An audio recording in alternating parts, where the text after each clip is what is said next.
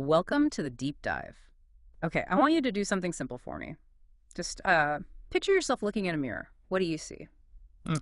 Probably a reflection that looks, well, pretty symmetrical, right? Two eyes, two ears, arms, legs, all sort of neatly lined up. Yeah, that's the common perception. We think of ourselves as balanced, mirrored. Exactly. But what if I told you that this perception, it's mostly just that, an illusion, that beneath that surface, your body's actually telling a completely different story? No, it absolutely is. The human body, right down to, the genetic level and up to how we function, Hmm. it's incredibly asymmetrical. We might look balanced, but internally and even functionally, it's a whole other ballgame. And that's really our mission for today's deep dive. We're going to unpack this surprising asymmetry of the human body. Moving beyond just the mirror image. Right. We want to uncover some fascinating, maybe often unknown facts about why we're built the way we are, from tiny genes to big evolutionary ideas. The goal is really to give you a shortcut to being well informed on this really captivating topic. Sounds great. Where should we start? Let's start inside with our organs, because it's quite a stark contrast, isn't it? This outward appearance of symmetry versus what's actually going on inside. It really is. It's fundamental. Yeah. Our internal layout is just, well, profoundly asymmetrical. It's a core design principle. Think about your heart, for example. It's not dead center. It's mostly on the left side of your chest. And the liver, which is a huge organ, is predominantly on the right side. Even the lungs aren't identical twins. The right one has 3 lobes, the left only 2. Exactly, to make room for the heart leaning over to that left side. It's all interconnected. And it continues. Your spleen and stomach, they're tucked away on the left. The left kidney often sits slightly higher than the right one. And there's even a visible example sometimes, particularly for men. Yes, that's a good point. In males, it's very common for one testicle, often the left one actually, to hang a bit lower than the other. It's a subtle, everyday asymmetry that perfectly illustrates this internal reality. Many people probably notice it, but don't think much about it. It's fascinating how specific this internal map is, but how does it get established? I mean, this precise asymmetry right from the very beginning of life. Yeah, that's the amazing part. It's set up incredibly early. We're talking embryonic development long before organs even really start forming. So like a blueprint. Exactly. And researchers in Japan, studying snails of all things, found a really key gene called LSD1. Snails. Okay, that's unexpected. Right. But this gene seems to determine the body's asymmetry right at the unicellular stage. It sort of sets the left-right axis before there's even a proper left or right in the way we think about it. How does a single gene do that? What's the mechanism? Well, LSD1 codes for a protein called formin. And formin is crucial because it regulates another protein, actin. Actin is like the scaffolding of the cell, involved in structure, movement, division. Okay. So if there's a mutation in formin, it causes the cells to divide in a spiral pattern, not just straight. This little twist right at the start triggers other genes like nodal and pituitary to switch on, but only on one side of the embryo. Ah, so it sets up a difference early on. Precisely. We're still figuring out exactly why they activate on just one side, but LSD1 and formin kickstart the whole process, like molecular dominoes falling. And I think I read somewhere it's not just genes, there are physical forces involved too. That's a great point. Okay. Yes. Beyond genetics, there are these mechanical theories involving cilia. Cilia, like tiny hairs. Exactly. Microscopic hair-like structures inside the early embryo. And they don't just sit there. They actually beat in a coordinated way, creating a directional fluid flow. Like a tiny current. Yeah, sort of like a microscopic compass pointing left. It helps establish that left-right axis very early on. It's this cool interplay between genes and physics. So we have this incredibly complex dance setting up our internal geography. But what happens when it goes wrong? Or maybe just differently? Right, that leads us to conditions like cetus inversus. Cetus inversus, what's that? It's a rare congenital thing where the major organs are basically mirrored compared to the usual layout. Mirrored. So heart on the right, liver on the left. Exactly, a complete flip. Wow, that sounds dramatic. Does it cause major health problems? Here's the fascinating part. With cetus inversus totalis, where all the major organs are mirrored, it's often surprisingly benign. Really? No issues? People can live perfectly normal, long lives without even knowing they have it. There's a case of Rosemary Bentley who lived to 99, and they only discovered it after she passed away. 99. Yeah. And some famous people, like Enrique Iglesias, apparently have it too, seemingly without major health impacts. the body can function just fine with the mirrored setup. So it's a different layout, but not necessarily a defect if it's all consistent? That's wild. But I guess there must be exceptions. There are. When it's incomplete, that's different. There's a much rarer version called situs inversus with levocardia, Levocardia. meaning the heart stays in its normal left position, but the other organs are inverted. That situation is much more concerning. Why is that? It's associated with a very high rate, like 95% of congenital heart disease. Yeah. That mismatch between the heart's position and the rest seems to cause serious problems. And I can imagine, even for the benign total version, it could cause some confusion medically, right? Like if you get appendicitis. Absolutely, that's a classic example. Appendicitis pain is usually on the lower right, but with situs inversus, it would be on the lower left. That could definitely delay diagnosis if doctors aren't aware. Exactly, which is why people who know they have it are often advised to carry a medical alert card or something similar. Is there a genetic link to these inversions? Yes, definitely. A gene called DNAH5 is linked to something called primary ciliary dyskinesia, or PCD. Ah, the cilia again? Right, PCD affects those tiny beating hairs we talked about. It's present in about half of situs inversus cases. If the cilia don't work properly, that directional flow gets messed up during development. So the body's compass is broken. Pretty much. Hmm. Leads to random laterality. The Yeah. organs can basically end up on either side by chance. Wow, so tiny structures having such a massive impact. And this ciliary dysfunction is also behind Cardigan syndrome. That's a specific combination of situs inversus, chronic sinusitis, and a lung condition called bronchiectasis. Okay. And interestingly, because sperm also use a type of cilium, their tail, the flagellum, these ciliary problems, can also lead to male infertility. It really highlights how crucial these structures are. And you mentioned earlier this must pose challenges for things like organ transplants. Oh, absolutely, because hearts and livers have a specific asymmetrical shape, and most donors have this standard solitis arrangement. Right, the plumbing doesn't line up easily if the recipient is mirrored. Exactly. Surgeons face significant geometric challenges. They need special techniques to connect everything correctly. It adds a whole layer of complexity. Okay, so that's the internal world. Let's shift focus a bit to how this asymmetry plays out in our everyday actions. Functional asymmetry. And the most obvious one has got to be handedness. It really is the most visible example, isn't it? Something we notice constantly. Statistically, something like 88% of people worldwide favor their right hand. Based on older data anyway, left-handedness is definitely the exception. And it feels like more than just a preference sometimes. There's almost this cultural or linguistic bias against the left. Oh, absolutely. It's deeply embedded in language and culture. Yeah. Think about the word left. In English, it comes from an old English word meaning weak or useless. Wow, really? Yeah. And in French, gauche means left, but also awkward or clumsy. Latin's sinistra, meaning left, gave us sinister. Sinister, right? Even things like Chinese characters are primarily designed to be written with the right hand. And historically, you just don't find any major cultures that were predominantly left-handed. The bias is pervasive. And that led to things like forced dexterality, right? Yeah, Especially in older generations. Exactly. Yeah. People being forced to use their right hand in school, even if they were naturally lefties. That pressure likely contributes to why you see slightly lower percentages of left-handedness in older populations compared to younger ones, where that pressure has thankfully eased up a lot. Is true ambidexterity, being equally good with both hands, actually a thing? Or is that rare? True, balanced ambidexterity is extremely rare. What you often see is something called cross dominance. Cross dominance. Yeah, like someone might write with their right hand but throw a ball with their left or kick with their left foot. It's mixed dominance across different tasks. Sometimes it's from training, sometimes it just develops. There's some research linking it to certain things, but it's complex. So it's not just our hands. We have other dominant sides too, even if we don't think about them as much. Definitely. Most people have a dominant foot for kicking or pushing off, a dominant eye for aiming, like looking through a camera viewfinder or a keyhole, even a dominant ear for listening to faint sounds. Do we have stats on those? Yeah, older data suggests around 81% favor the right foot, about 71% the right eye, maybe 59% the right ear. It influences things like your stance in sports. Skateboarding, for instance. Are you regular or goofy? Goofy-footed, right. That's leading with the right foot. Exactly. Though interestingly, with figure skaters, their jumping or spinning direction doesn't always match their handedness or footedness.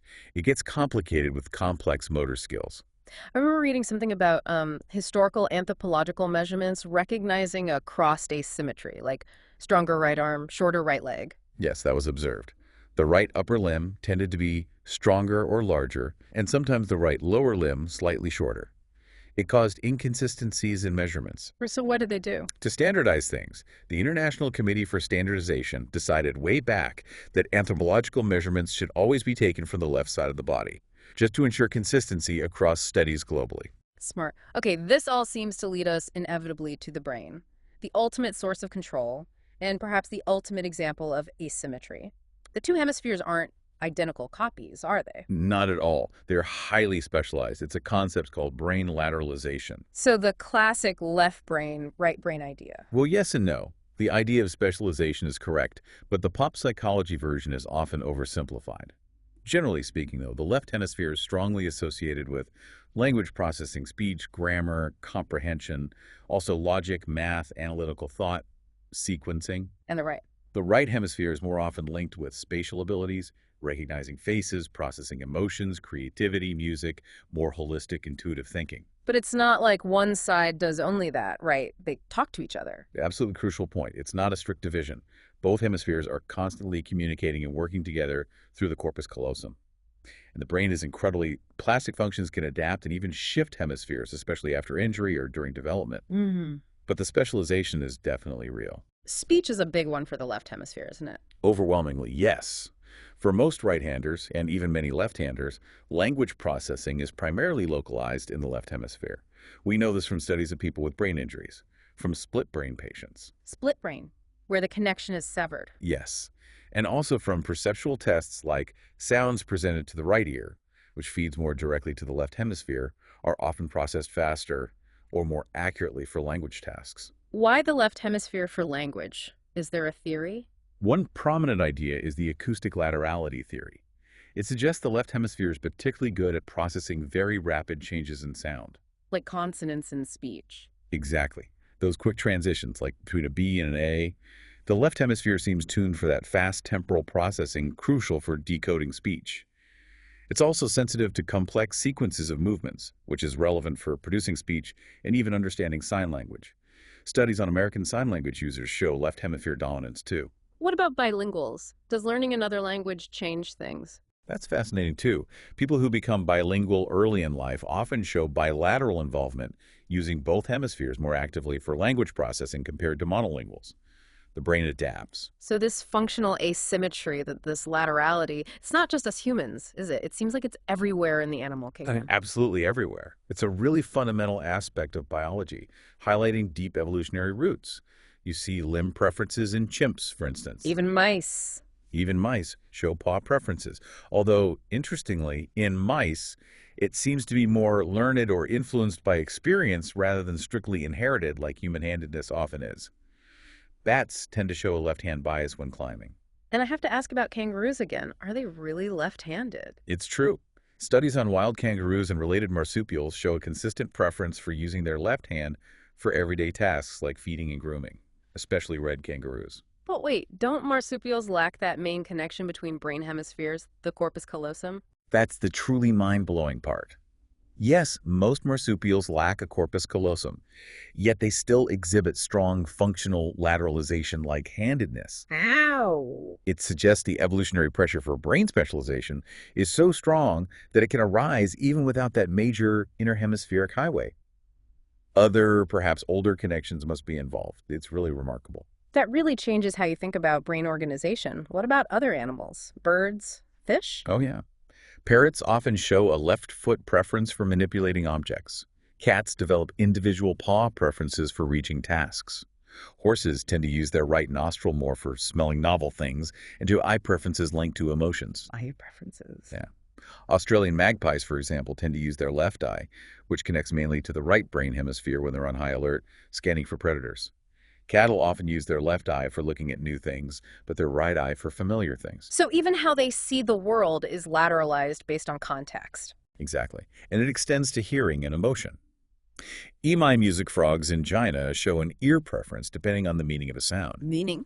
They favor their right ear, linked to the left brain, for calls from other males, maybe neutral or competitive or positive sounds, but shift to a left ear preference, linked to the right brain, for threatening sounds. That supports this idea of emotional lateralization, right? Right brain for negative, left for positive. Precisely. It's called the laterality valence hypothesis, and you see evidence for it across many different species, suggesting it's a very ancient pattern. Negative withdrawal-related emotions often process more in the right hemisphere, Mhm. positive approach-related ones more in the left. Even in insects. Even invertebrates show it. Mediterranean fruit flies display aggression more often with their left side. Yeah. Rock ants exploring new territory show a population-level bias towards turning left. Ants turning left. It's linked to subtle asymmetries in their compound eyes, apparently. It just goes to show this isn't some human quirk. Asymmetry is a fundamental evolutionary strategy for efficiency and specialization across the entire tree of life. Okay, let's bring it back to us, and specifically to the face. The part we look at most in the mirror. There's this weird thing where we supposedly value symmetry for beauty, but a perfectly symmetrical face looks off. Right, it's a definite paradox. Complete, perfect facial symmetry often looks uncanny or artificial. Those subtle asymmetries we all have are actually crucial for giving a face character, uniqueness, expressiveness. They make us look human. And for ages, we believed that facial symmetry was a big sign of good health, good genes. Evolutionary psychology pushed that idea hard. That was the prevailing theory, yes. Yeah. Symmetry is an honest signal of developmental stability and health. But is it actually true? Well, recent large-scale research really throws cold water on that idea, at least in modern human populations. Oh, tell me about that. There was a big British study looking at over 4,700 teenagers. They measured facial asymmetry very precisely and compared it to health records, things like childhood illnesses, birth weight, even BMI. And what did they find? Basically, no significant link. Facial asymmetry didn't reliably predict past health issues or current BMI in that large group. So the whole symmetry equals health thing might be overstated, or maybe just wrong. It certainly seems less straightforward than previously thought. One of the researchers, an evolutionary anthropologist named David Lawson, put it quite bluntly. He said, choosing a conjoint with a relatively symmetrical face would be a very ineffective method of selecting a healthy or intelligent partner in the general population. Wow. So why do we believe it for so long? The theory is it might be an evolutionary hangover. Perhaps back when infectious diseases were rampant and could cause more visible developmental disruptions, leading to greater asymmetry, being sensitive to it was beneficial. But now, in healthier populations, that link is much weaker, yet the subtle preference, or at least the idea of the preference, might persist. Interesting. And speaking of facial asymmetry and aesthetics, there's work by plastic surgeons, like Dr. Mark Devaris, looking at it from a different angle. Yes, his work is fascinating because he really emphasizes the bone structure underneath. Not just skin and fat. Right. He argues that the underlying bone asymmetry is primordial. It dictates how the soft tissues will drape and age over time. That's kind of counter to the traditional focus. So what did he find about bone asymmetry? He talks about faces having a child side and an adult side. Child and adult sides on the same face. Yeah. The child side tends to have finer features, less bone volume, and it tends to show signs of aging faster. It might need more lifting or correction in cosmetic procedures. The adult side is often a bit rounder, more robust bone-wise, and resists aging better, needing less correction. That must completely change how you'd approach something like a facelift. Exactly. His point is that you can't just pull everything the same way. To get a natural result, you might need a more oblique, upward pull on the child side and a more horizontal pull on the adult side, respecting that inherent bony asymmetry. It's all about working with the asymmetry, not just trying to erase it. Precisely. Though, of course, we should add that while subtle asymmetry is normal, even part of beauty and character. Pronounced asymmetry can sometimes be a sign of an underlying issue. Absolutely. Significant, noticeable asymmetry, especially if it develops suddenly, can indicate things like severe scoliosis or neurological conditions affecting one side of the face or body. That definitely warrants medical investigation. Okay, so wrapping this all up then. We've gone from inside our bodies to how we use our hands, our brains, even how our faces are structured. What's the big takeaway from all this asymmetry? Why are we built this, well, beautifully unbalanced way? From an evolutionary perspective, the driving forces seem to be about efficiency and specialization. By having different sides specialize, whether it's organs performing distinct functions, hemispheres processing different types of information, or a dominant hand becoming highly skilled, you avoid redundancy and potentially optimize performance. It allows for more complex functions to emerge without requiring everything to be duplicated perfectly. So it's not a flaw or an error in the design. Not at all. It's a feature. Our inherent asymmetry, from our guts to our brains, is fundamental to our biological complexity, our efficiency, our adaptability. It's a testament to how intricately and, frankly, uniquely we're put together to function in the world. It really makes you think differently about your own body. It does. So, as you, our listener, go about your day, maybe the next time you catch your reflection or you reach for something or even listen closely to a sound, take a moment. Consider that intricate, maybe beautiful asymmetry that makes you uniquely you. And maybe wonder what other hidden patterns just beneath the surface might be shaping your experience of the world in ways you haven't even realized.